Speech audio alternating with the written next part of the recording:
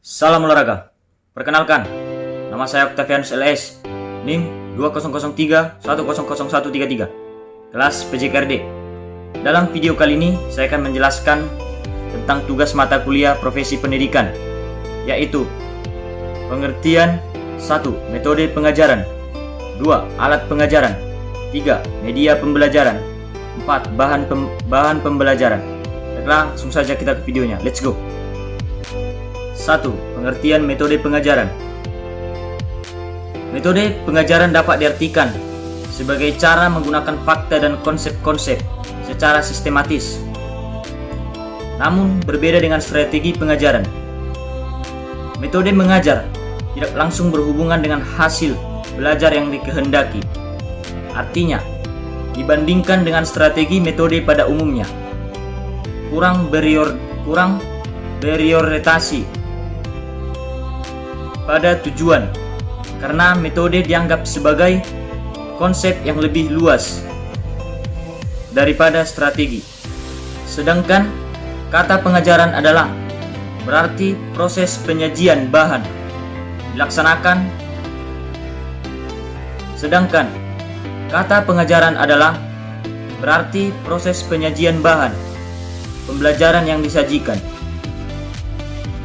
Jadi, metode pengajaran yaitu suatu cara yang harus dilalui untuk mencapai bahan pengajaran.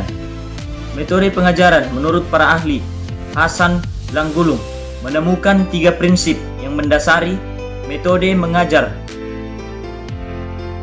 yaitu 1.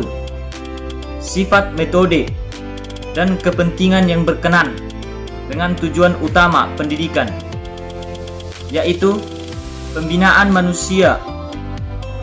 Agar metode pengajaran dapat diaplikasikan secara efektif dalam proses belajar mengajar, maka perlu diperhatikan beberapa faktor, yaitu 1. Tujuan yang hendak dicapai.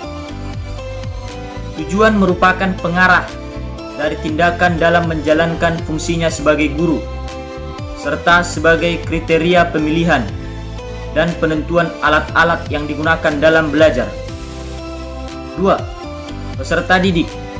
Penggunaan metode yang tepat akan mempermudah siswa dalam menyerap materi pelajaran, seperti belajar kelompok. 3. Bahan atau materi yang disajikan. Dalam hal ini, metode yang akan digunakan harus sesuai dengan bobot, isi, dan sifat mata pelajaran yang akan diajarkan. 4. Fasilitas.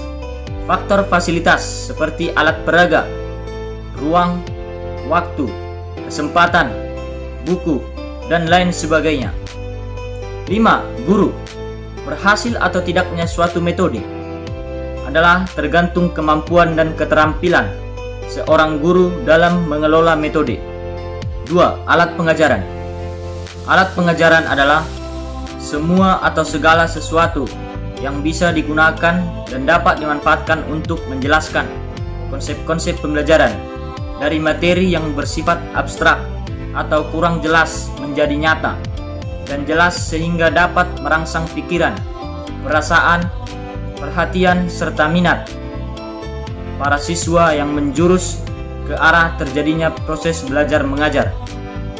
Alat pengajaran merupakan suatu alat yang dipakai untuk membantu dalam proses belajar mengajar, yang berperan besar sebagai pendukung kegiatan belajar mengajar yang dilakukan oleh pengajar atau guru.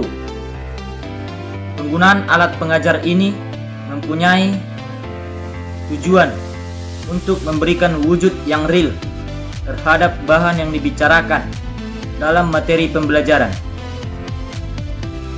Alat pengajaran yang dipakai dalam proses belajar mengajar dalam garis besarnya memiliki manfaat menambahkan kegiatan belajar para siswa, menghemat waktu belajar, memberikan alasan yang wajar untuk belajar, sebab dapat membangkitkan minat, perhatian, dan aktivitas para siswa.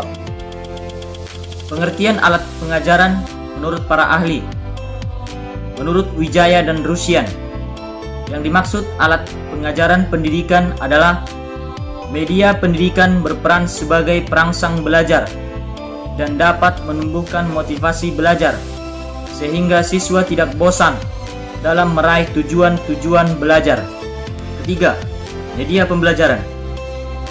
Media memiliki peran yang sangat penting dalam pendidikan sebagai suatu sarana atau perangkat yang berfungsi sebagai perantara atau saluran dalam suatu proses komunikasi antara komunikator dan komunikan. Media adalah alat bantu apa saja yang dapat disajikan sebagai penyatur, yang dapat dijadikan sebagai penyalur pesan guna mencapai tujuan pengajaran. Media pembelajaran dapat dikatakan sebagai alat bantu pembelajaran, yaitu segala sesuatu yang dapat dipergunakan untuk merangsang pikiran, perasaan, perhatian, dan kemampuan atau keterampilan peserta didik sehingga dapat mendorong terjadinya proses belajar. Batasan ini masih cukup luas dan mendalam, mencakup pengertian sumber, lingkungan, manusia, dan metode yang digunakan untuk tujuan pembelajaran. Secara umum, media pembelajaran memiliki peran sebagai berikut.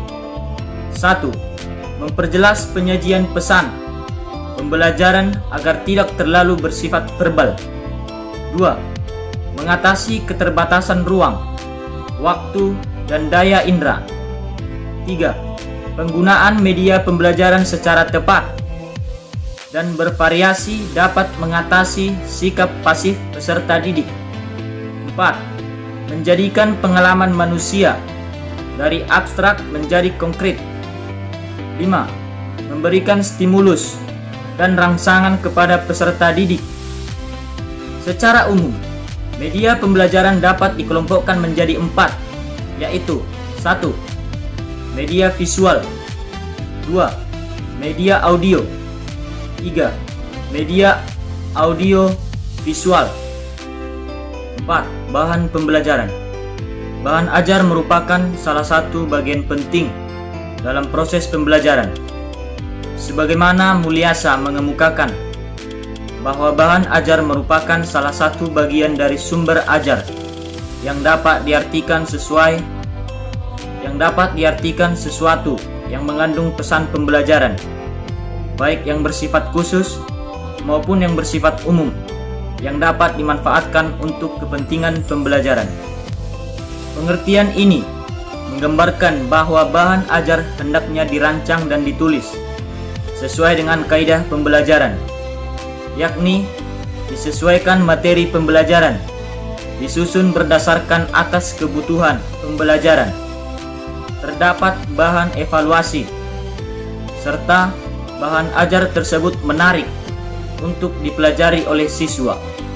Pertama, menurut Direktorat Pembinaan Sekolah Menengah Atas, pengertian bahan ajar adalah segala bentuk bahan yang digunakan untuk membantu guru dalam melaksanakan kegiatan belajar mengajar.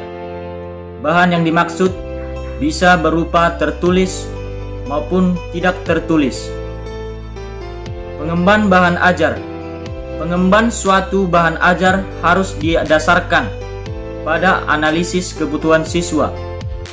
Terdapat sejumlah alasan mengapa perlu dilakukan pengembangan bahan ajar, seperti yang disebutkan oleh Direktorat Pembinaan Sekolah Menengah Atas sebagai berikut. 1.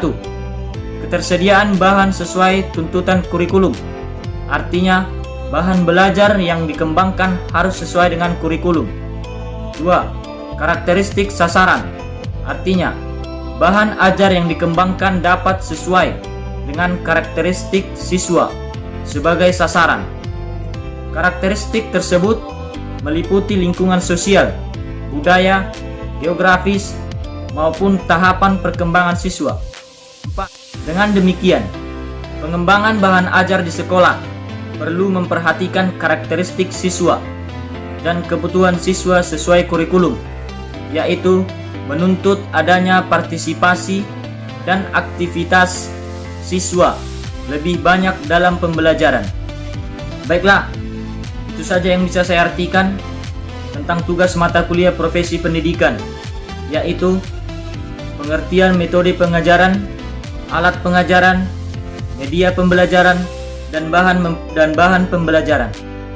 Sekian dan terima kasih. Salam olahraga.